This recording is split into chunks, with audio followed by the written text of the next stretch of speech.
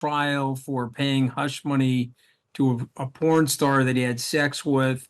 And of course, this trial includes business fraud and possible election interference. And so you have to think about the Alice in Wonderland like scenario of all this. You've got these clowns coming in from the Congress. They're dressed up like Donald Trump with the red long ties, and they're talking like this with the hands and so forth outside the courtroom.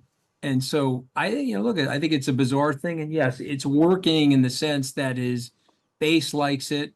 It's working in the sense that his standing looks pretty good in the polls right now.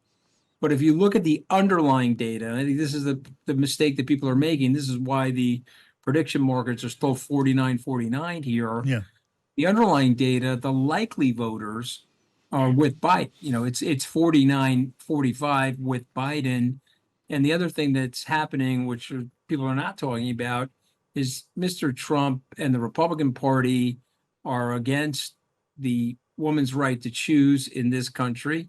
And they are also creating challenges to IVF in this country, which is a big way that families are made in the country. Yeah. So suburban women and independents, I think, are going to side with Joe Biden when push comes to shove. But we'll have to see. I don't see Trump winning. But, can I just make one last point before you ask another question? Sure. Biden's got the money, Trump doesn't. And this is a get out the vote exercise. Everybody in this country knows these two people. They've been on the political stage or in the public domain for the last 5 decades. And so I don't think anybody's forming an opinion. They already have the opinion. And will the Biden camp bring out more voters than the Trump camp? And I think you just have to follow the money, sir. You'll see that he's got way more field offices open in the swing states than former President Trump. Okay, I'm interested in your analysis of the campaign because you're an experienced campaign watcher. What are the polls and the pundits missing then? Because on the headline numbers in the polls, especially in some of those swing states that decide the presidency, Trump is doing okay. So are you talking about the people who say they don't know? Or are you saying people are going to change their minds? Because the pollsters do talk to people who are not aligned to either Republican or Democrats, the independents. No, I'm just saying that, yes, I take the polls at face value. And if the election were held tonight, Donald Trump would win the election. I see that. Right. I'm not naive, but I'm saying something different. There's a get out the vote apparatus that's going to take place between now and election day. And I'm saying that the current president has way more money to spend, is doing a much better job in the fundraising cycle than the former president. Yes. And this will be a get out the vote exercise. And I believe in those swing states, the Democrats are going to be more organized, have more money, and bring out more votes when push comes to shove. So you reckon, you just take the calling voting for going for Donald Trump. But remember, you got to get up out of the seat in this country, and you got to show up at the polls election day, or you have to fill out an absentee ballot and mail it. So you reckon Joe Biden, the guy who you now support, can win the battle of enthusiasm with their voters more motivated? Although participation, I don't want to say enthusiasm because when Joe Biden talks, it's like watching paint dry. I'm not talking about any level of enthusiasm, but I'm talking about participation, and I'm talking about a very large anti-Trump movement in the country. One thing that your listeners should be paying close attention to are these primaries. The last 4 primaries, Nikki Haley is not on the ballot. She's gotten 17, 20, and 25% of the vote, respectively, in the last 3 primaries. And that's also sending you a message that Mr. Trump has not won over that voter. And I can tell you this from my experience in presidential politics, it dates back to the year 2000, 24 years of experience. If the candidate can't get the crossover voter, he loses the election, okay? And I'll just give a couple of quick examples. Jimmy Carter could not win over the Ted Kennedy votes. Ronald Reagan picked George Bush. They unified. They beat Jimmy Carter. If you go back to Barack Obama, he won over the Hillary Clinton votes. He beat John McCain. But Hillary Clinton did not win over the Bernie Sanders voters in 2016. She lost the election. Donald Trump is having a hard time. Now, if you say to me tonight that Donald Trump picks Nikki Haley and he's willing to subordinate his ego to do that, and she's willing to accept that, I think that changes the landscape a lot. And I think that would make Mr. Trump the favorite in the election. Though that doesn't seem at all likely to happen, does it? And the Democrats, thank God, because he's too much of an egomaniac. He would never be able to do that. Right, the Democrats are hoping that Nikki Haley's Republican supporters either deprived of her as a candidate, they either stay at home on polling day, or they maybe even switch over. Well, I mentioned the New York trial at the beginning of the conversation, Anthony. Just have a listen to this. It's Sebastian Gorka, who I'm sure you know well, former deputy assistant to Donald Trump when he was president. He had this to say about that New York trial on Times Radio. Pretty weird, isn't it? How do you create an election, malfeasance? How do you corrupt an election financially after it's occurred? It's a clown show. It's a Monty Python skit. He had that discussion. Mike Cohen said, we did it in January. Elections in America occur in November. The whole thing's a farrago. Okay, a farrago, a Monty Python sketch, which maybe means more to British listeners than it does to a lot of. The thing about Gorka that I'm enjoying is that he like schmaltzes up the British accent when he comes on your show, and then he tries to downplay that in the U.S. So I don't know. He seems like a bit of a farrago to me, but he's totally conflating the thing to make a Donald Trump point. The check and the conversation happened in October. The payments were the ones that were being discussed in January because Michael Cohen was being held back. Mr. Trump classically doesn't like paying his bills. And so he hadn't yet paid Michael Cohen the disbursements that were made in the months of October. And so all of that's documented. Seb Gorka knows that. He's just trying to create disinformation because, the Trump campaign is really good at that. They had 7,000 to 8,000 people in Wildwood, New Jersey over the weekend. They said it was 100,000. They then walked it down to 80,000, which is only 10x what they actually had. So these guys like lying. They like lying for a living, and they know that if they repeat the lie often enough, there are viewers and listeners that will actually take credence to that lie. So, okay, I'll tell you, Anthony, I don't want to get too lost in the weeds of the New York trial. We did mention that. Trying to explain to you what they do, what their game plan. I hear what you say. You did say a moment ago that listening to Joe Biden is comparable to watching paint dry.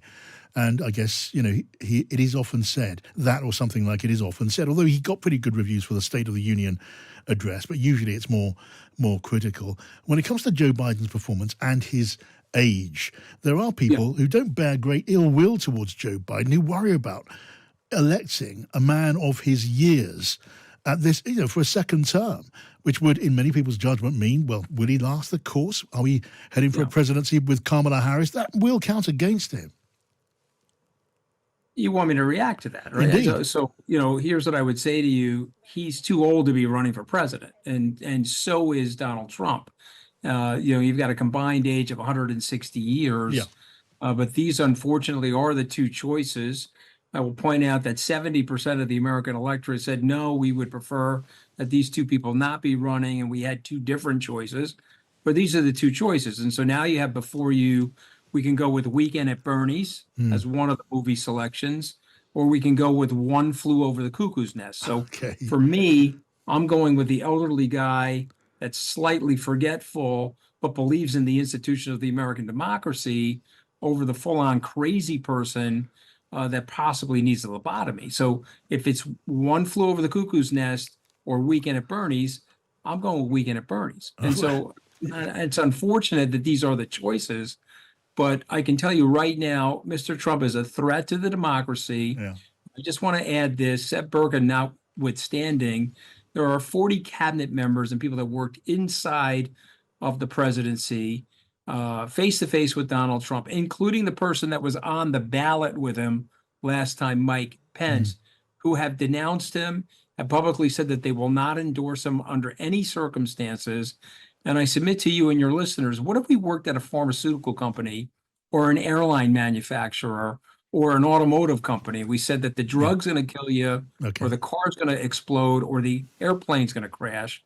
Would you listen to that? So for some reason, even though you have this warning label and you have people that were right there and see the danger, There's not enough people listening to that, Okay. but maybe that will change. Well, we do get your thrust on that, and you you express it extraordinarily colourfully.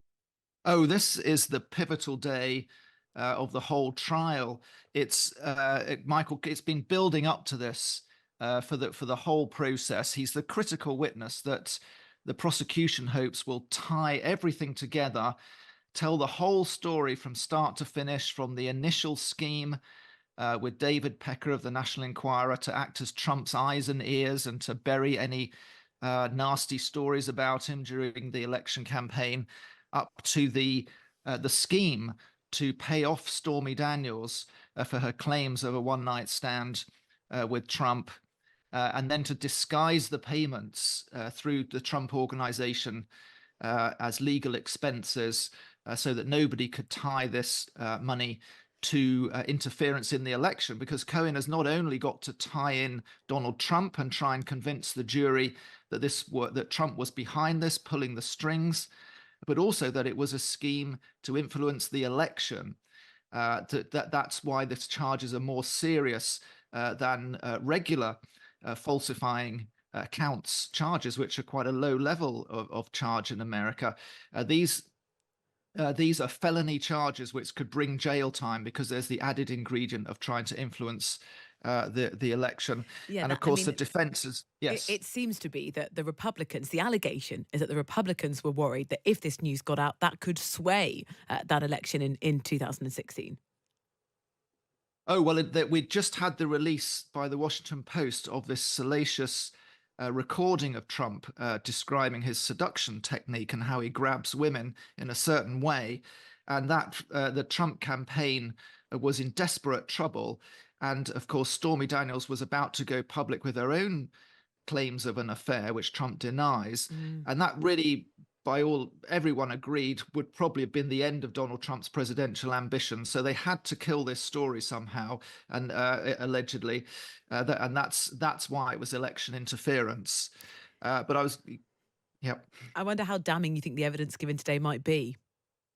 Well, I was going to say that the defense are also rubbing their hands, because Michael Cohen is a convicted perjurer, and they will want to, when they get their hands on him, they will want to try and portray him as totally unreliable, vindictive. He's been on TikTok as recently as last week wearing a T-shirt showing Trump behind bars, and today's evidence should be the most damning day. If we get round to, we are supposed to get round to Cohen, of course, today. If we do get round to him and have a good few hours with him, it should be the most damning day of all, because we had the really salacious stuff from Stormy Daniels describing the night that they got together last week.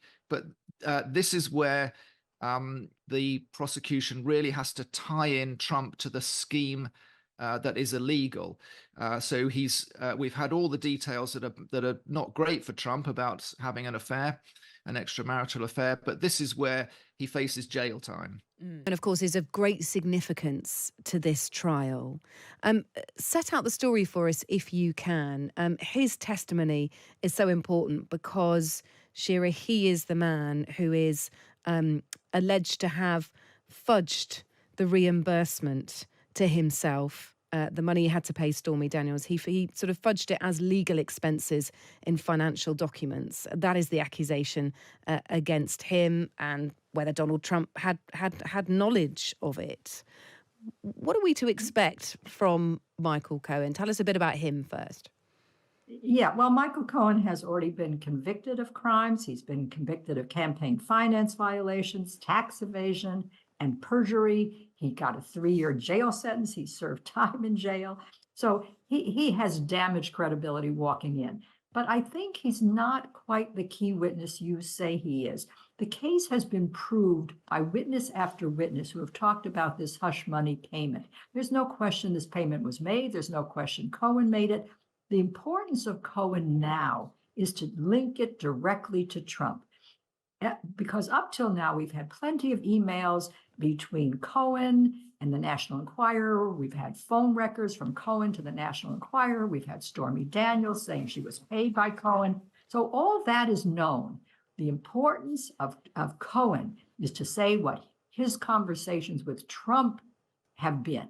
You know, he said today in his testimony, Trump wouldn't email, Trump wouldn't use text because Trump doesn't want have a an email paper address. trail. Yes. No, he doesn't. Yeah, he's worried about a paper trail. He said, I've seen too many trials where people were convicted because of the emails they wrote. So he's very careful to have no paper. So now we have only Michael Cohen's words as to what he spoke about directly with Trump. Now, there was one recording that went in earlier in the trial that was secretly recorded by Cohen of him speaking to Trump. So there's no question that they speak to each other. But now he has to tell us about their conversations about this payment and trying to prove, as you said, that Trump knew and so acted knowingly and willfully to falsify the business record so it would appear to be legal reimbursement and not a hush money payment.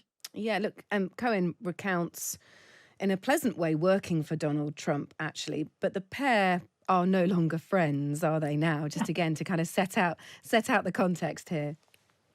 No, in truth, Cohen has admitted he now hates He hates Trump, just like Stormy Daniels said she hates Trump. And why does he hate Trump? Because Trump turned his back on him. Trump didn't pardon him like he pardoned some of the others. Trump sort of abandoned him. Trump started calling him all kinds of names. Trump denied his story. So Trump sort of left him to be the one to take the fall and spend time in jail. So Cohen is pretty bitter and has written 2 books explaining that and many, many interviews. He goes around saying all the time, Trump is nothing but a big liar. And recently he wore a T-shirt on a television interview that showed Trump behind bars. So Cohen is an enemy of Trump now. I mean, what makes him a reliable witness? I suppose just that he was there at the time. I'm sure Donald Trump's legal team will be hoping to sort of tear him to shreds. Shira. Yeah, no, I think what makes him a reliable witness is how much corroboration the people put into the case before his testimony. That was very clever of them. They put in all of the emails that he was on. They put all of the phone calls that he was on. So witnesses can lie, but documents don't lie. So they've already set the stage pretty well to find him credible by putting in the emails, the phone calls, and the testimony of other witnesses who interacted with Cohen. They may not have liked him, but Pecker said, I met with Cohen, I talked with Cohen. Daniel says the same thing. So there's a lot of credibility there through corroboration. Pecker is, of course, the man who worked on behalf of the National Enquirer to help bury stories about Trump. And we've been hearing more about that today. So as a broad view, and do please go into juicy detail for us, Cohen said today that Trump had told him to kind of handle negative stories about an alleged love child, about an affair that he had with the playmate Karen McDougal. There was that audio recording there. So here we start to get a view of how Donald Trump's operation worked, all with one eye on the election. Right. So it was both the good and the bad. Pecker said, we're going to try to put out good stories about Trump. And it was very important that Cohen and others be on television, be on the media, and say all the good things they can say. At the same time, Pecker said, we'll also alert you if we hear anything bad, and then it can be buried. And that's what they called catch and kill. So I think Pecker's on both sides of it. He's promoting Trump on the good side, and he's prepared to take out stories that could hurt Trump. Yeah, certainly. What is your impression of the case overall? What should people be expecting from it? We know that Donald Trump thinks it's a sham. He thinks it's all an orchestrated takedown of him. He's up against Joe Biden, of course. He's hoping to gain a second term in the American elections in November. But what is your overall impression of this case and what the chances are to come out of it? Well, that's a good question, and nobody can totally predict the future. But I will say the case is strong, especially if it was the simple case of falsification of business records. But that's a misdemeanor. That's been proved, I think, beyond a reasonable doubt. I think he could be convicted of that in an hour. The harder part is turning it into a felony, because to make it a felony, you have to have falsified the business records in furtherance or with the intent of committing a different crime. That's the tricky part, and it may be more tricky legally than factually. So what's the other crime that is being charged? Well, it's not in the indictment. The DA hasn't committed himself to what it is, but one of the assistant district attorneys last week said the underlying crime is the violation of the New York election law, which says that if somebody conspires to promote the election of any person by unlawful means, that's a crime. So did he violate the New York election law? Well, what were the unlawful means? And the best we can figure out is that the unlawful means is the violation of the federal campaign finance laws, which Michael Cohen pled guilty to, but which the federal authorities declined to indict Trump of. So that's the trickiest part, is turning that misdemeanor into a felony. It's difficult to understand. Well, it sounds like it's going to be kind of a tricky way forward. 8:23, and it could be another uncomfortable week for Donald Trump at his hush money trial in New York. After the salacious details from Stormy Daniels' evidence last week, the court will hear from Trump's former lawyer and fixer, Michael Cohen. He's the prosecution's star witness, once so close to Trump he called him the boss. He's now taken to mocking him and indeed talking him down. Here is Michael Cohen speaking about how Trump's wealth was inflated. Of course, he's embarrassed because his entire net worth, the constant reiteration that I'm worth at least 10 billion, maybe even more, obviously goes to his id, his ego, his super ego, and that's now super deflated because it's just not true. Well, let's speak to someone who knows the former president. Joe Grogan was Donald Trump's director of domestic policy. Joe, good morning. Thanks for having me. Good to see you. Thanks for being here. Just to pick up on something Michael Cohen said in that clip there, to what extent is Donald Trump being embarrassed, humiliated even by this trial, do you think? Well, it's certainly not a pleasant experience. I mean, anybody would be suffering for what he's going through. I mean, this is clearly a political prosecution, and there's things being brought up, including, as you mentioned, the Stormy Daniels testimony that's really outrageous and irrelevant, and clear grounds for a mistrial under New York state law. So I'm sure, as you know, you can tell by his tweets and his demeanor and the press conferences he does, that he's infuriated, and the entire proceeding has him upset. It's interesting what you say about a mistrial, because the judge has actually thrown those claims out once or twice, actually, in the last few days alone. Sure. Well, the judge also allowed Stormy Daniels to testify over the objection of the defense attorneys, so it's not really any great surprise, but under New York state law, and they recently had a decision, the Court of Appeals, the highest court in New York, irrelevant inflammatory testimony like this is grounds for a mistrial, and there was just a major case for Harvey Weinstein that the conviction was overturned for details that were far less salacious than what Stormy Daniels has testified to.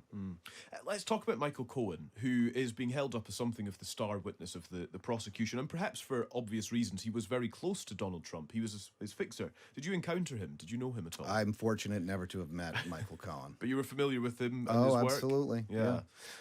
What do you make of his character? How would you describe Michael Cohen? Oh, I mean, he's a Class A idiot, and he rose well beyond his level of competence in business, courtesy of Donald Trump. And does that make Donald Trump an idiot? No, it makes him, somebody who has hired people who have done very well through their associations and their business dealings. And as soon as things got dicey, and I'm sure that nobody around Trump understood the level of scrutiny they were going to go under, the pressure they'd be under when he became president, the outrageous claims, including, the Russia collusion hoax, various impeachments. He broke, and he's tried to cut deals and profit off of his relationship with Trump, and he's currently doing the same, which is another grounds for mistrial, and it's going to be problematic for the prosecution. Even if they are able to achieve a prosecution here, it's going to be grounds for overturning it later on, because Cohen's clearly profiting off his testimony and promoting his hatred of Trump on TikTok and various other platforms. I'm so fascinated, I suppose, by lots of what you say. On Michael Cohen specifically, I mean, he was somebody who worked closely with Trump. He indeed handled the payment to Stormy Daniels. He's already served 13 months in prison after pleading guilty to tax evasion and breaching campaign finance laws over the transaction. By way of a star witness for the prosecution, you can understand why he is being labelled as such, can't you? Well, it's all they've got. I mean, really, all they've got that's relevant. What more do they need? Well, he's a convicted perjurer. He's admitted to lying numerous times. He's got stories every which way, and he's willing to testify to anything and agree to anything in order to wiggle out of trouble. So it's going to be a heated cross-examination, no question. I mean, I haven't been in the courtroom, but as a member of the New York State Bar and a native of New York State, based upon the observations, the jury was very uncomfortable with Stormy Daniels' testimony, and we'll see how they react to Michael Cohen's. But it's going to be difficult. He's going to have a couple tough days on the stand, no question. Yeah. In terms of, I suppose, Michael Cohen and his relationship now with Donald Trump, I mean, it's fair to say that it is, something verging on extremely bitter. I think we can safely say. But he was once described as a mega fan of Donald Trump. I just wonder if Donald Trump has an effect on people close to him, as you have been. I don't know if you would still say you are. Oh, sure. Yeah. So perhaps he doesn't burn everyone that he is close with and works with, but it certainly seems that he leaves a lot of people with something of a sour taste. Well, it's tough working for him. Some people can't handle it. I watched people in the White House who couldn't handle it. I was exhilarated by it. I found him to be a very demanding boss, but it didn't bother me. I mean, Cohen rode Trump's coattails as long as it profited him, and when it didn't anymore and things got too tough, he broke and became a weasel, and repudiated his prior career for Trump and his friendship and admiration for him, and now seeks any opportunity to promote himself on it. I mean, it's a terrible way and disgusting way to live your life, but that's the path that Michael Cohen has chosen. Yeah. In terms of you knowing Donald Trump, working with him, he is no stranger to scandal. Indeed, he was impeached twice. How does he respond in periods of these sorts of intense public scrutiny when he is, being held to account or being held up to be held to account? Well, I mean, to his credit, he's incredibly strong. I mean, I certainly would have broken. I think most people would break. Other presidents would have broken under this level of scrutiny and venom. But he's fought. It's a hallmark of his entire career in the private sector and in politics. I think it's one of the reasons why so many of his supporters are so exhilarated by him and stand by him. So many voters have said they'll vote for nobody else but Trump because they see him constantly fighting and not backing down. He could have done, in any number of times throughout his presidency, he could have pivoted, he could have kowtowed, he could have chosen not to run again, and none of these prosecutions would be going on. I'm 100% confident of that. Had he announced in February 2021, I'm not running again, I'm done with politics, none of these prosecutions would be ongoing. What makes you say that? Well, because they're all politically motivated. I mean, this is ridiculous what he's going through. This case in New York, no one has ever been prosecuted under this theory before. They still, after all these many days of testimony and evidence, have not alleged or shown any evidence of an actual crime having been committed. And they bring in all these salacious details just to smear Trump, which, bringing in Stormy Daniels has the other effect of discrediting him in the public eye and in some people's views. So that's a win for the prosecution and the Democratic DA who was elected and by the overwhelmingly Democratic voters of New York and said that he was going to target Trump. Sure. So, I mean, I'm just so intrigued by so much of that because actually a trial, as you will know, a criminal trial, as we all know, is there to establish fact. Clearly, this thing is not concluded yet, and we are yet to hear from, as we're talking about, somebody like Michael Cohen, who may yet establish more fact. There is a jury, there is a judge. This is due process unfolding before our very eyes and ears. And the extension of your argument would seem to be, logically, that somebody who has been president should not be held to account ever. No, he shouldn't be. He shouldn't be hounded. He shouldn't be. He's being held to account. Persecuted. Not for any crime. This is ridiculous. That's what we're investigating. Held to account for what? I mean, no president has ever been prosecuted for this. No human being has ever been prosecuted so it under should never this happen. Theory. If he had committed an actual crime, there's no crime here. What is the crime that he's alleged to have committed? Well, we don't know that yet because the trial hasn't concluded. The trial's ongoing. It would be nice to understand what crime he's been charged with and what the elements are and have that presented before the jury. This theory has never been presented before that this is somehow a campaign contribution and a fraud. By the way, the federal Justice Department looked at this and refused to prosecute it. The Federal Election Commission, which has jurisdiction over this, refused to say that this was a violation. And now we find ourselves in state district court with a prosecution, with a Biden acolyte who has resigned from the Department of Justice in order to go work for the Manhattan DA and do this. So, no, I'm sorry, but this isn't being held to account. Or this isn't being held responsible for your actions. This is completely ridiculous and over the top, and it's gross. I've gotten progressively more infuriated as the weeks have gone by, as a member of the New York State Bar, as an observer, as an American citizen, to watch this miscarriage of justice and watch the United States descend into some type of banana republic nightmare where we're prosecuting former presidents for anything we can get our hands on. Okay. Do you accept any responsibility, having been part of Trump's administration, for what you are describing? So already in this interview, you referred to the Russia collusion hoax. Now, you're referring to Robert Mueller's investigation, and as part of his conclusion, he spent almost 200 pages describing numerous links between the Russian government and the Trump campaign. You've talked about the irrelevant Stormy Daniels evidence, but at the core of this is Trump's denial that there was ever an affair that he had with Stormy Daniels, and he maintains that the payments to Michael Cohen were for legal services, and you keep referring to the politicization of the justice system. How much of this is as a result of you and the Trump administration undermining the institutions of the USA, including the justice system, during your time in office and now, today? That is ludicrous. It has been the entire Russia hoax nonsense was about that Donald Trump had colluded with Russia, and the only reason why he beat Hillary Clinton was because the Russians helped him. That's a bunch of crap. Okay. So Mueller was Hillary unable Clinton to lost that establish a election conspiracy. all on her own. She lost that election all on her own. And oh, by the way, Donald Trump won it fair and square. 2 years, they destabilized his presidency. They took out the U.S. Attorney General Sessions, took him off the playing field, and persecuted this president. They changed the course of American history with that Russian collusion hoax investigation for 2 years. And every night on the nightly news, they trumpeted that ridiculous charge. By the way, Stormy Daniels has changed her story numerous times around this.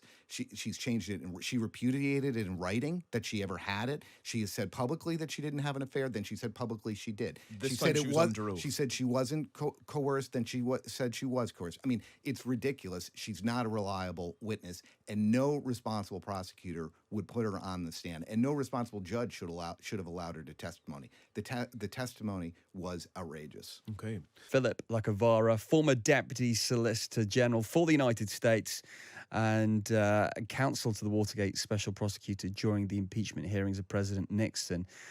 He joins us now. Philip, gosh, when you listen to that, I mean, can he just get away with talking like that about the judge? Is there not any, recourse for that type of language? Well, he's been engaging in that kind of bombast almost every day during the trial. He's subject to a gag order, but it allows him to criticize the judge as brutally as he has been doing almost every day. Yeah, I mean, it's incredible to listen to that type of that outburst, if you like. I mean, what was your highlight of the day? Untrue. Yeah. What was your highlight of the day in court today? Oh, I thought it was Cohen's testimony describing actually talking with Donald Trump, and that's the key ingredient in this trial, linking Trump personally to the plot to pay off Stormy Daniels, and to explain that the motive was not to protect the sanctity of Trump's relationship with Melania, but rather to protect his whatever image he had going into the 2016 election. Philip, honestly, some of the detail is incredible. I mean, Michael Cohen begins to tell this story about how he went to the Trump Organization chief financial officer to discuss how he'd be repaid that £130,000 payment to Stormy Daniels. I mean, the detail. Yes, it's a rather remarkable story, and it's part of the way the Trump Organization was run. It was, as one of the witnesses testified, despite the fact that this is a multi-billion-dollar enterprise, it's run like a small family store, almost like a grocery store, with 10 or 12 key employees but all of it being managed with intricate attention to detail by Donald Trump himself. So Weisselberg, who's in prison now at the moment, was the chief financial officer, fiendishly loyal to Trump, and he was the architect of the actual falsification of the records in order to pursue the scheme. Yeah, I mean, and is it a case that some things were not written down because they were worried about any future ramifications, any future kickback from these things being put down on paper? Well, that was exactly right. As Trump has learned from his long years in New York, the head of any kind of crime family has to try to keep his fingerprints off the worst aspects of any scheme.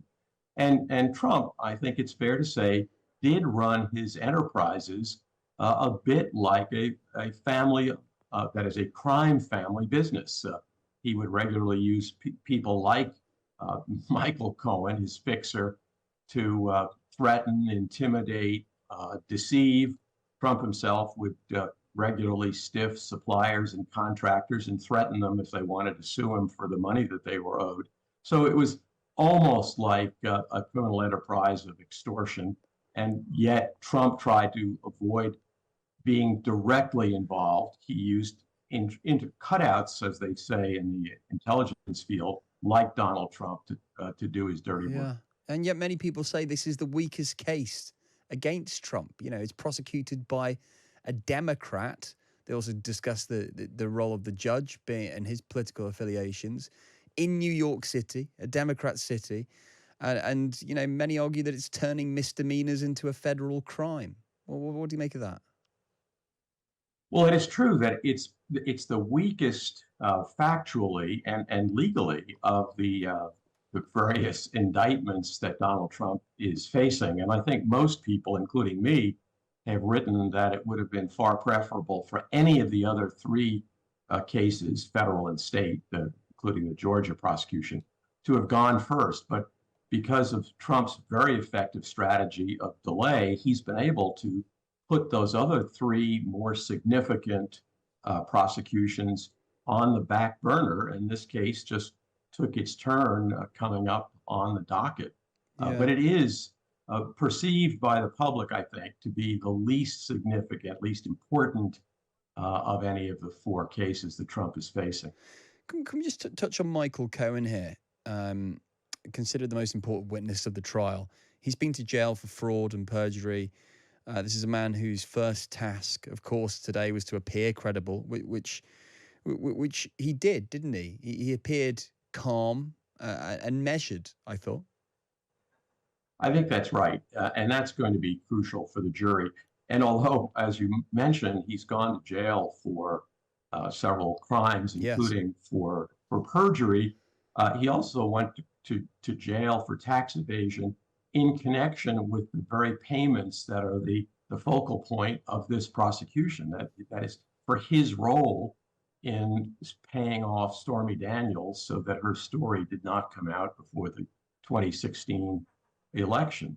And so many of the misdeeds that are attributable to Michael Cohen, and that no one, including the prosecution, contends that he's anything close to being an angel.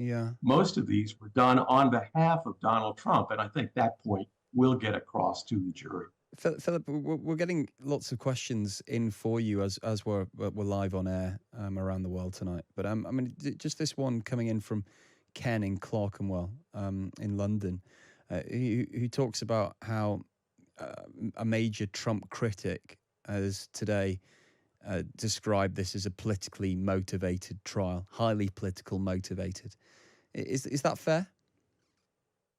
I don't think it's fair. I think the fact that it's brought by a Democratic prosecutor simply reflects the demographics of the city of New York, where Donald Trump has spent his entire life until he relocated recently to Florida to his mansion at Mar-a-Lago. Donald Trump grew up and made his fortune in New York. So it's hardly a surprise that in a city that is largely Democratic, The prosecutor would be an elected Democrat, but the jury that will be judging him is a nonpartisan jury, and that will be the organization that determines whether or not these charges are sustained. Yeah, it was difficult, wasn't it, to get a jury as well. I just want to talk to you about something else for a moment. Cohen's testimony, of course, comes at a time of growing political uncertainty for Donald Trump. He's increasingly taking aim against the independent presidential candidate, Robert F. Kennedy Jr. Trump's accused Kennedy Jr. of being the most left-wing of all the US presidential candidates. As recent polls show, the independent threatens Trump's campaign. How much of a concern is Robert F. Kennedy Jr., Philip? I think he's a concern to both Trump and Biden. The irony is that when RFK Jr. first announced, it was perceived that he would take more votes away from Joe Biden and further weaken Biden's candidacy. But as you comment, Trump has now turned on the offense against RFK Jr. because it appears from the most recent polling that RFK Jr., who is a conspiracy theorist and a kind of I must say, a weirdo or a wacko, seems to be appealing to more Trump voters than to Biden voters. Yeah, I mean, the polling around this is absolutely fascinating. Like you say, when RFK is not in the question, so it's just a straight fight out, straight play between Trump and Biden. Trump wins on this latest polling. When he is in play, as he is, Biden has a slight edge. And Kennedy himself said that if he withdrew, 57% would back Trump. But you just wonder, as we get closer to polling day, are these third party candidates, are they going to evaporate as they often do? Well, they sometimes do, but in recent American political history, third party candidates have had an impact on the election. Ralph Nader, for example, is one. There's a candidate from the Green Party who has tilted some states in prior presidential election. The Green Party, its name suggests, pops up periodically. And so third party candidates can have an effect. And as your listeners may know, in the United States, it's not the national political vote total that counts. It's how each of the 50 states votes.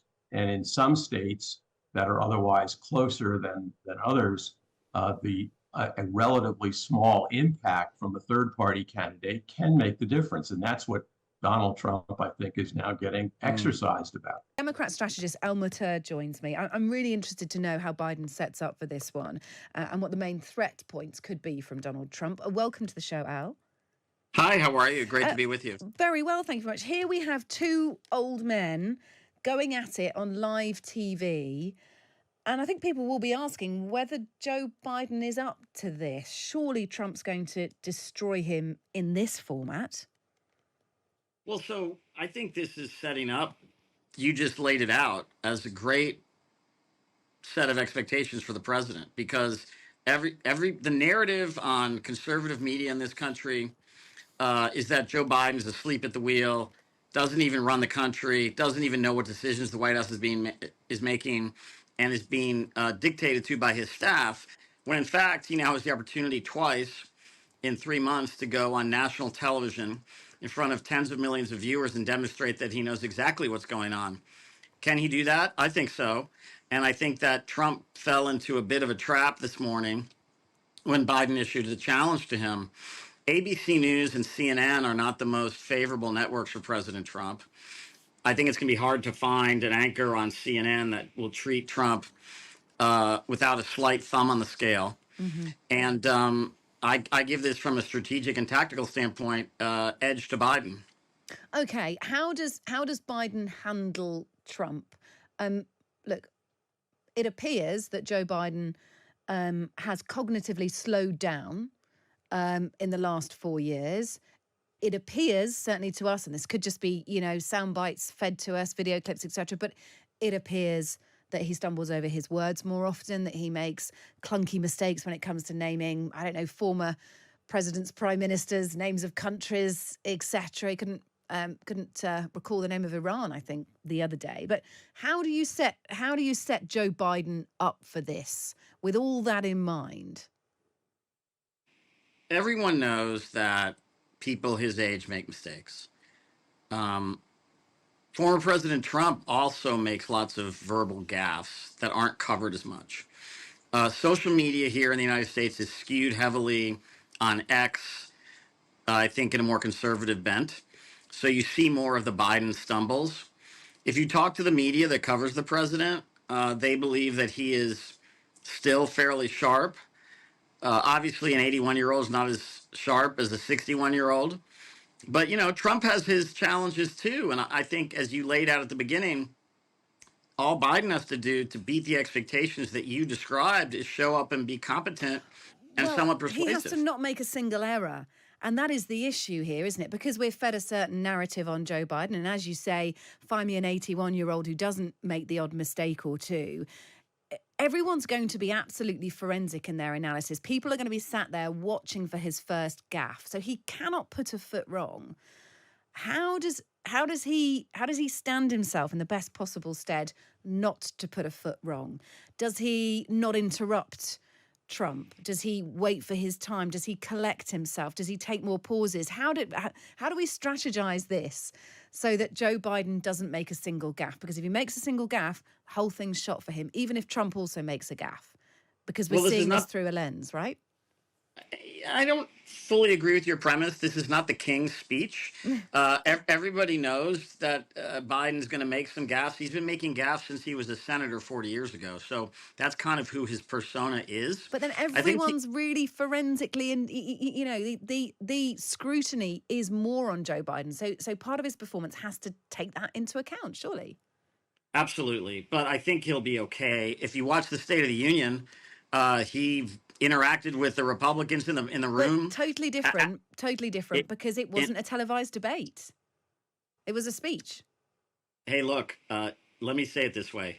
The stakes are every bit as high as you're describing them. I think he'll get a little more of a break than you think, and I think he will do better than most people thinks. And frankly, doing this in June is a huge victory for him, in my opinion, because say the forensic analysis is bad, there are no debates after September. There's plenty of time. Exactly. I mean, but this is not fighting talk, is it? That it's okay if you mess up, Joe, because you've got plenty of time to correct it before the actual election. I mean, I don't know. I don't know. There is another one in September. What does Biden do to try and get at Trump? How does he put Trump on the back foot? What would you be advising him to gnarl away at Donald Trump on? Well, I mean, Trump has really thin skin. So picking at him on things that he did wrong, you know, the president, Trump has a record that's, you know, some good, some bad. And Biden now can poke at that in a way that I think calls the guy into question. And he also, I think, is viewed more sketchily by the voters than he was 4 years ago in the wake of January 6th, in the wake of all of these trials that he has to face, one that he's currently involved in. What the polls say, is it? So I believe the polls don't reflect what people will be thinking in 6 months. Okay. In other words, I think one of the reasons that the president put this challenge out today is to force the base of the Democratic Party, which currently is not energized about him, to realize that the choice is quite stark and that it's either him or Trump. And he believes, and his campaign believes, that once people think about that and focus on that, they'll be more excited to vote for Biden, even if today they're somewhat nonplussed. Look, it's been really great to speak to you. Thank you. As we imagine how this might unfold, there is going to have to be some serious strategizing on both sides, of course. Almater, who is a Democrat strategist, thanks for speaking to us. Really good to speak to you.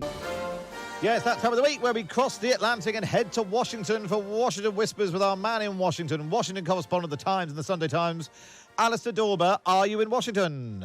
Yes, Matt, I am. Hey! Now, Alistair, I feel like I've been slightly led up a garden path here. I've been saying all morning that Joe Biden is not going to do the traditional presidential debates, which is true, but that doesn't mean he's not going to debate Donald Trump. So what's going on? No, the debates are on. You're right. So traditionally, there are 3 debates very close to the election, usually within about 6 weeks, 2 months of the election, organised by a non-partisan group. Both Joe Biden and Donald Trump are saying that they're not going to do those debates, but instead have handed it over to the TV networks, CNN and NBC. CNN and ABC. And they'll host debates. They'll have debates next month on June the 27th, and then again in September. It seems that they've come to an agreement. Joe Biden put out a video clip yesterday inviting Donald Trump to bring it on. I think we can hear it, actually, Alistair. Here is Joe Biden's video. Donald Trump lost 2 debates to me in 2020. And since then, he hadn't shown up for debate. Now he's acting like he wants to debate me again. Well, make my day, pal. I'll even do it twice. So let's pick the dates, Donald. I hear you're free on Wednesdays. What is the significance then of them not doing the formal, independent ones, and instead going with the TV? Is it all about timing? The fact they're happening in June and September means they'll probably have almost no impact on what happens in November. Exactly. The usual debates are for a very sort of formulaic path, one on domestic policy, one on foreign policy. They're very, very close to the election. Now, the official reason both campaigns have given is, well, look, that close to the election, many people have voted by post or by other means through early voting. So actually, we're talking to people who've already voted. The other factor, which I think is perhaps the more cynical view, but one that perhaps has more currency, is that these are 2 old guys who, as we know, are very much prone to gaffes and mistakes.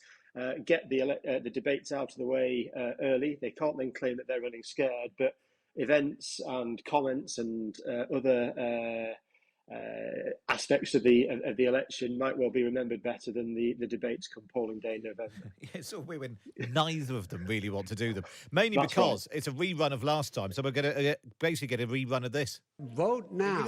Make sure you, in fact, let people know you're a senator.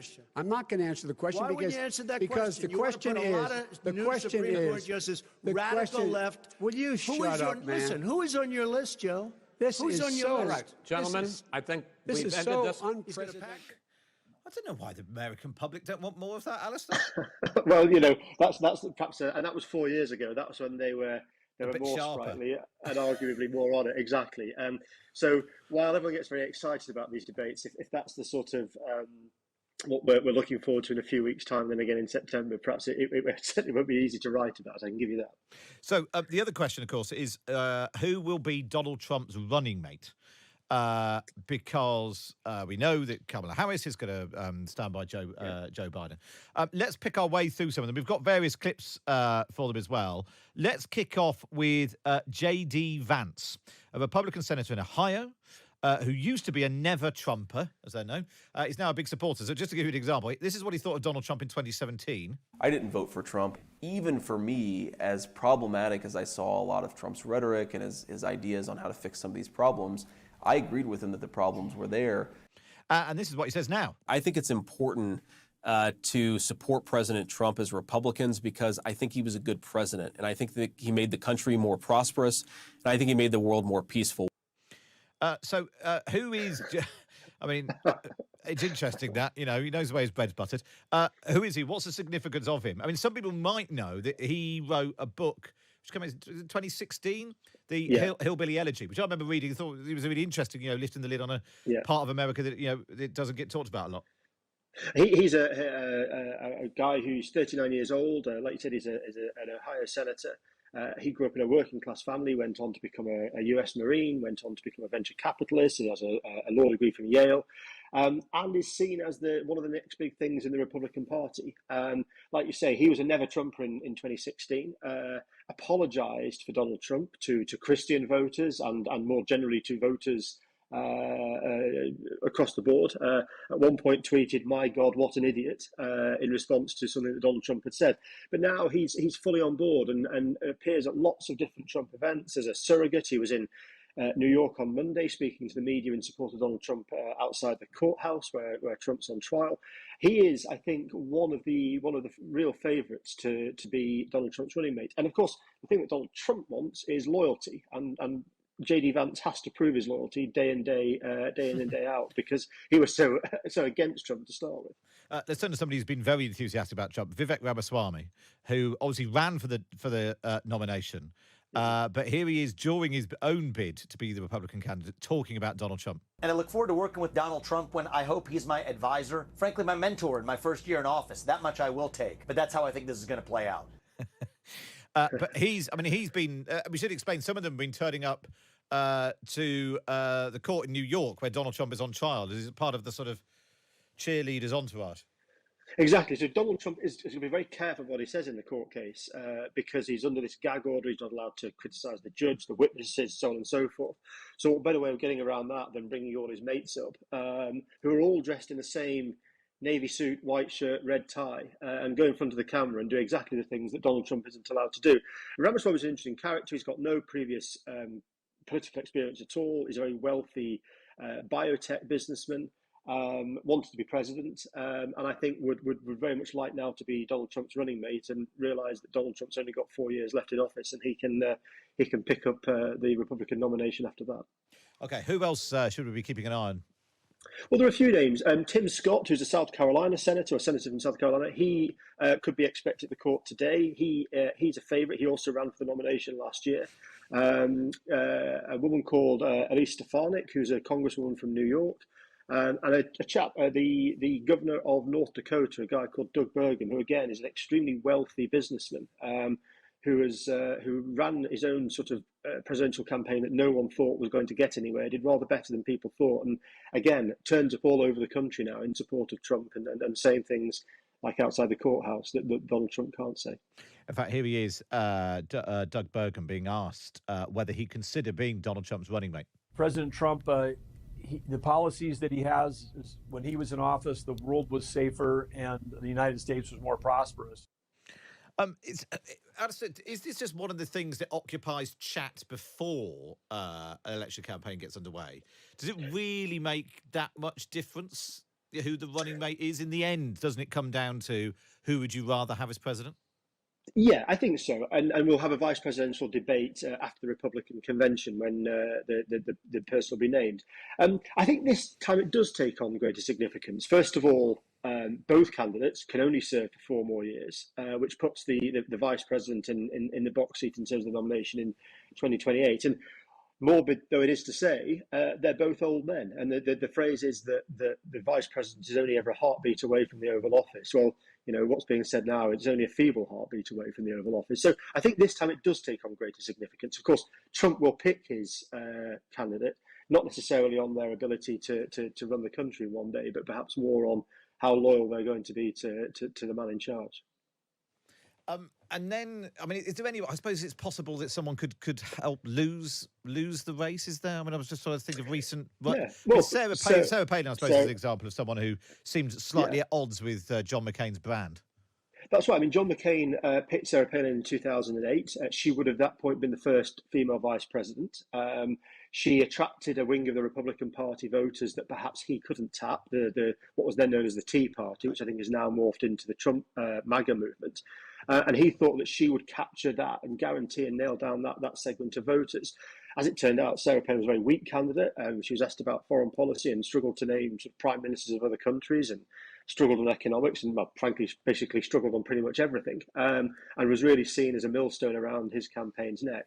You're right; it doesn't make that much difference, but I think when they get it wrong, it takes on a greater significance, and it stands out as a bad decision, and therefore questions the judgment of the person running for the presidency. Yeah, you just have to make sure it's someone who's not going to cause you any problems. Alistair, really good to speak to you. Alistair Dover there, Washington correspondent of the Times, the Sunday Times, give us the rundown on the race for the White House.